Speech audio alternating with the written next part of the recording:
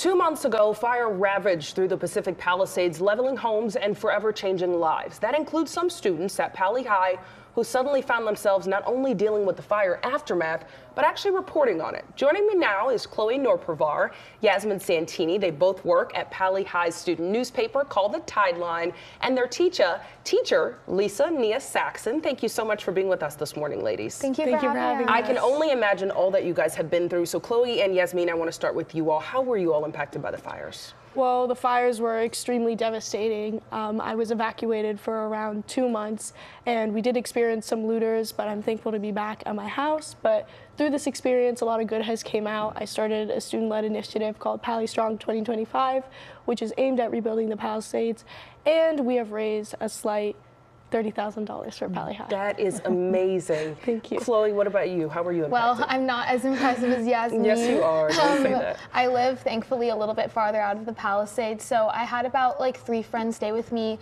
over the course of a month after the fires, but thankfully my home wasn't impacted.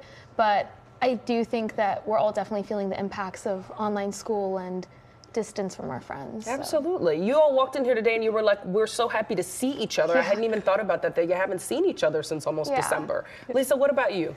I live 3 blocks from school, and so I'm still under mandatory evacuation orders, and both of the classrooms that I use completely were destroyed in the fire.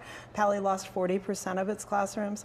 I'm hoping that I can move home in one baseball season, so maybe that's the way to next count it. Baseball season I can move home. Yeah, and we hope so too. I don't want to diminish at all what you guys have been through. It's so disruptive, even if you didn't lose your home, to be away from your friends, to be away from your learning space. So it's amazing that you all decided to keep reporting on essentially was something that affected you guys. What made you decide to keep reporting?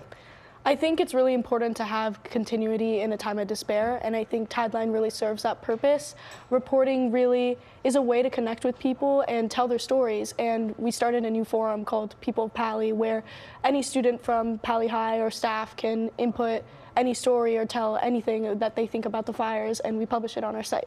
That is amazing. And Chloe, as hard I'm sure as it is to cover something that's impacting you, sometimes it makes you the perfect voice to tell the story. Yeah, I would say right now we're definitely having to have a lot of tact and a lot of thought when we're writing our articles. You know, obviously you want to stay impartial, but right now it's just impacting us so heavily that our stories are definitely, I would say, embedded with more passion than maybe they would be normally. You know, like we're writing about our friends and ourselves whose homes have burned down. So I would say our stories have definitely taken a new turn and a new light, and it's really interesting to see. So. Absolutely. Lisa, was there any hesitation when the students said that they wanted to keep reporting on something that had impacted them? Oh, goodness, no. These ladies are brilliant and they're resilient. And having worked as a journalist for more than 22 years, I was a pioneer among women in sports journalism. I covered the Angels, the Dodgers, the Raiders, and UCLA and USC, major college basketball and football. And so for me, this is an opportunity to teach my students how to tell the stories that can be impactful and the stories that can bring the much needed attention and focus on the change that needs to happen in our community. And these ladies are up to the task. Absolutely, ladies. So I'm sure you've done some very important work. Tell us one story out of all that you've done from the wildfire aftermath. If someone was going to read your work, what would you want them to read? Well, as of late, I'm currently working on a story that regards our new temporary location that we're moving to in an estimated month. I really hope that people will understand that everyone is still going through it, but Pali is strong as a community and we can really work together to rebuild what was lost in the fires. Absolutely, and we see that through you ladies today. And Chloe, what about you? One story. So I'm the editor-in-chief, so I don't write the stories, but I've edited so many incredible ones over the last few months. There was one about price gouging and how that's affecting the residents who have been displaced.